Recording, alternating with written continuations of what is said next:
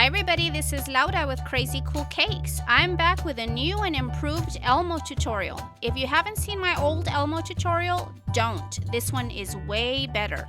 This is my first tutorial, guys, in a really long time, and I hope you guys enjoy it. Be sure to check out all the information underneath the video. I'll put links to the type of gum paste that I use, and I'll also have all of the weights and measurements for all of the body parts of the Elmo for you. So as you can see, I just took a medium-sized ball and I rolled it in my hands until it was free of cracks and wrinkles. And then I rolled it into a cone shape by holding my hand at a slight angle. And you want your cone to be about 2 3/4 inches in height. Now, of course, you can make your Elmo as big or as small as you want, but if you want to make it exactly the size that I'm making it, that's the size that my torso was. You saw me giving him a slight little belly by pressing the side of my palm into the torso. Then I'm going to go ahead and insert a 6-inch lolly stick through the entire torso. Make sure that you always twist as you lower, that way you're not pulling down your gum paste. I added a little parchment square to my foam core board, that way the gum paste doesn't stick. And I always make my cake toppers on these little boards, that way I can stick the lolly stick into them and I make sure that everything dries perfectly straight. And then also make sure that the tummy is facing forward. Now I'm going to make some indentations for where the legs are going to go. I'm using my largest Sculpey ball tool. You can find the links to these ball tools underneath the video in the description box. And you want to do it to where it kind of looks like a nose. Now this here for me is one of the funnest parts. This is how I give Elmo his fur. I'm using a grass tip. And this does take a little bit of time, so just be a little bit patient. All you have to do is press the tip in and twist as the tip is in the gum paste. And just keep doing the same thing over and over and over again. You saw me use a little wire brush there to clean up the little holes in the tip. That way you get a nice fresh cut each time. You could also use a toothbrush for this. Doesn't that look nice? So cute. It does get a little bit messy, so you'll just have to clean up afterwards. My parchment always tends to curl up on the corner, so I'm just pinning it down with some little toothpick pieces. You could also use some tape. Okay, now take 2 toothpicks and insert them into the torso at the exact angle at which you're going to want the legs. Also, this serves the purpose of pre-making the holes. I'm going to trim off about 1/4 of the end of each toothpick, and I'm going to make sure they're both the same exact length. Now, the blunt end of each toothpick is what's going to go back into the torso, and I always do this to make sure that nothing is going to be accidentally pushed in farther than it needs to be. If I do this just right, the toothpick actually hits the lolly stick, and that's where it stops. To make a leg, I'm going to roll some gum paste, and this ball here is about 1 inch in diameter. Then I'm going to roll it on my tabletop until I get a nice fat tube. Then I'm going to roll everything but the end of the tube to give him a nice little fat foot. And to give him a little ankle, I'm just going to roll right at the ankle location with my middle finger. Once I'm done doing this, his leg is about 3 inches in length. To make his foot, I'm just going to gently press down. I don't want to flatten it completely, just make it a little bit wider, and then I'm going to square off the very tip of his foot. Then holding the ankle carefully, just lift the foot until it's about a 90-degree angle. To give him a heel, all you need to do is just turn the leg over and then just pinch together right where it bends. Elmo has 3 toes on each foot, and I'm going to use my blade tool just to indent 2 little lines. And you want to make sure that you can see these lines from the front and the back of the foot. You don't want to go in too deep. Just like that. And now after all of that, his leg is about 2 1/4 inches long. You want to do the same exact thing with the second leg. After you make the second one, make sure you put it next to the first and make sure that everything looks nice and proportional. Now it's time to add the fur to the legs, and you're going to do this the same way. Now these are a lot smaller and they tend to move around a lot, so it does help to place them on the table. Just hold it as gently as you can, and if you mess up the little toe lines, don't worry about it. You can always go back and remake them. Now all the handling and moving around does change the length a tiny bit, so put them right next to each other and cut off the minimal amount to make them both exactly the same length. Now I'm going to pre-make a hole in each leg by inserting a toothpick. I want the tip of the toothpick to barely go into the foot. Remember to always twist as you're lowering so you don't push or pull on the gum paste. The reason I always pre-make the holes is because I don't want to be forcing body parts onto the torso. This will distort them and mess up the shape. Add a little bit of edible glue to the indentations in the torso, and then also add just a little bit of edible glue to the end of the leg. You don't want to add too much because then it takes too long to dry, just enough for it to be tacky. Then just gently slide the leg onto the toothpick that's sticking out of the torso.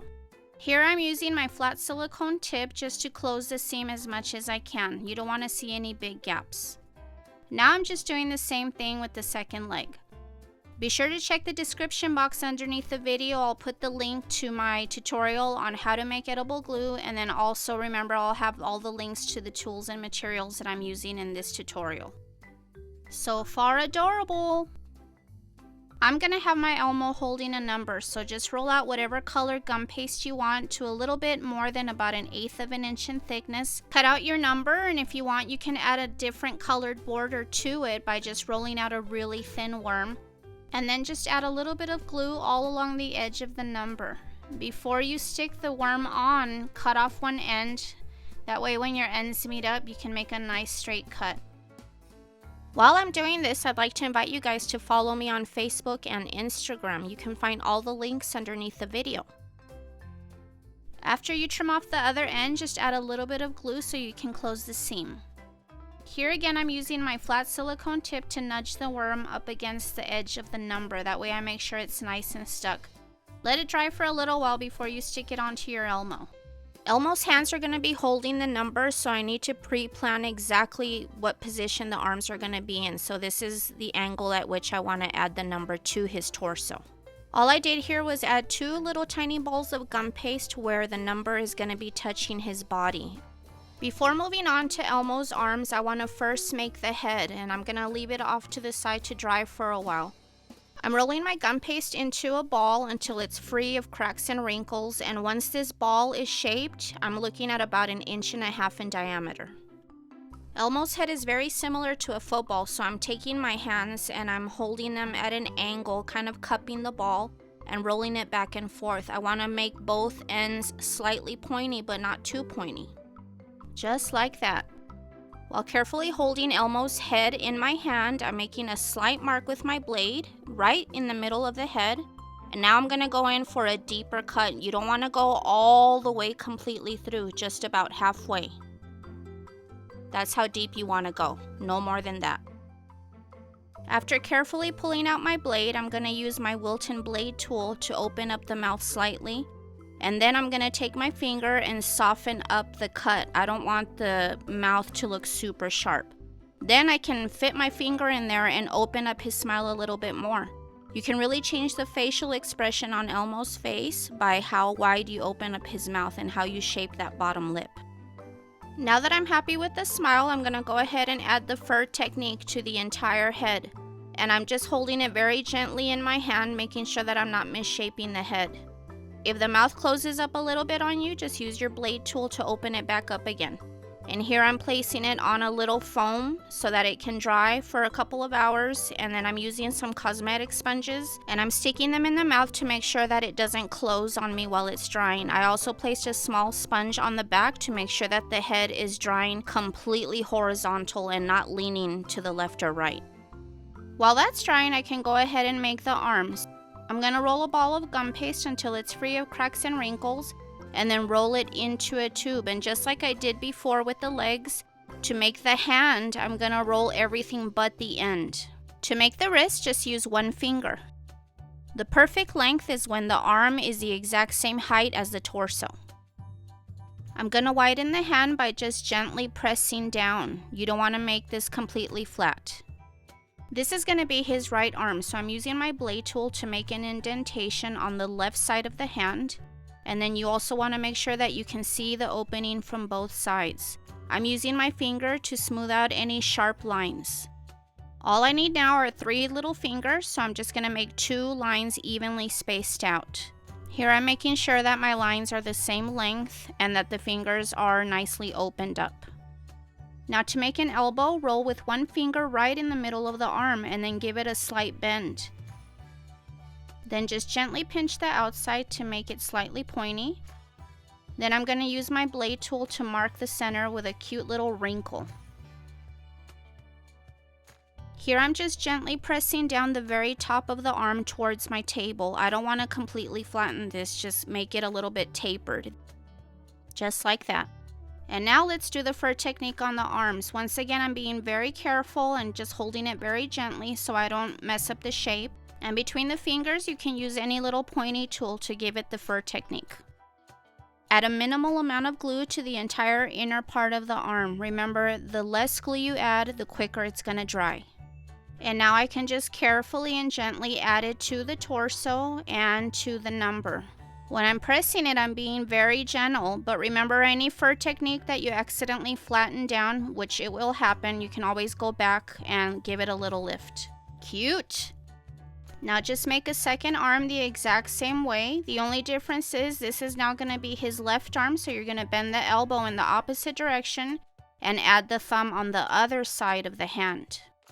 And now I'm just going to apply all the same techniques you saw previously on this arm. While I'm doing this, I wanted to let you all know that I've written an awesome instructional ebook that teaches you how to charge correctly for your cakes and cake toppers. If you sell your cakes and cake decorations, but you've always struggled with knowing exactly how to charge for your work, this ebook is exactly what you need. I teach you step by step how to charge specifically for your cakes and cake decorations. I'm offering a special discount code to all of my subscribers and YouTube followers. Be sure to check out the description box underneath the video for that discount code and the link to my new ebook. Okay, Elmo's head looks about ready to go on. I only want the lolly stick to go up a little more than halfway into the bottom of his head, so I'm making a mark with my pencil so I know exactly where to trim my lolly stick. Just enough glue to make it tacky. And then I center the head on top of the lolly stick. I'm not lowering it just yet. First, I turn my turntable to make sure that I'm actually putting it in the right place. I don't want his head to be too forward or too back. And then just gently jiggle as you lower. No need to press down super hard. Just stop when it touches the top of the torso. Adorable. It's coming together, guys. Now I'm gonna add the nose. This is a yellowish orangey color. And I'm gonna just roll it into a very small cone by holding my hand at an angle. Then I'm gonna gently press down towards my tabletop. I only want the bottom part to be semi-flattened. This is what's gonna go up against the face. Then just add a tiny bit of glue on the back, center it on his face, and you wanna place this to where it's just above his upper lip. Just like that. Carefully hold the head and make 2 indentations on either side of the nose with the largest ball tool. And then just roll 2 white balls of gum paste for the eyes. You do want to make sure that they are the same size. I'm adding a tiny bit of glue on the nose where the eyes are going to be touching, and then also a little bit of glue in the indentations that I made. After I place the eyes, I'm also going to add a little bit of glue between them. And then just gently press them down, make sure they're nice and stuck to the head and to each other and to the nose. That is so cute. I'm rolling out some black gum paste nice and thin for the pupils of the eye. This is a number 10 tip. Man, I am so glad that I redid this tutorial. I think I'm going to go ahead and leave up my old Elmo tutorial from 10 years ago, just in case you guys are ever interested in watching a 1-hour-long video on how to make a fat red snowman. Okay, enough of that. But yeah, it was pretty bad. Anyway, you saw me add a little bit of glue on the back of each pupil, and there he is so far. We're so close to done, you guys. Now for the black inner lining of the mouth, I'm going to cut out a black circle with a 1.5 inch wide circle cutter. I'm going to cut this circle in half, and I'm only using half of the circle, but don't throw away the other half just in case you mess this one up.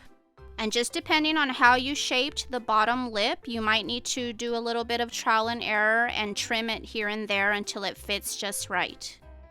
Once I'm happy with the size, I'm going to take it out and add a little bit of glue and then just carefully place it back in his mouth.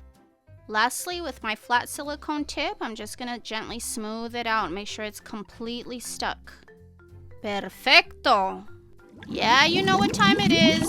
Steaming procedure, commence! For those of you not familiar with steaming cakes and cake toppers, be sure to check out my 2 tutorials. This gives my Elmo a nice clean finish. It gets rid of all of the edible glue stains and gives it a nice professional finish. Once it's totally dry, it's left with a really nice sheen.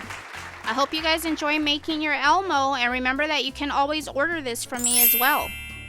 I hope you enjoyed this tutorial, everybody. If you did, please be sure to give it a like and feel free to share. If you don't already, I would love it if you could subscribe to my channel, and don't forget to follow me on Facebook and Instagram, and don't forget about my new ebook. You can find the link underneath the video. God bless you, everybody. Bye-bye.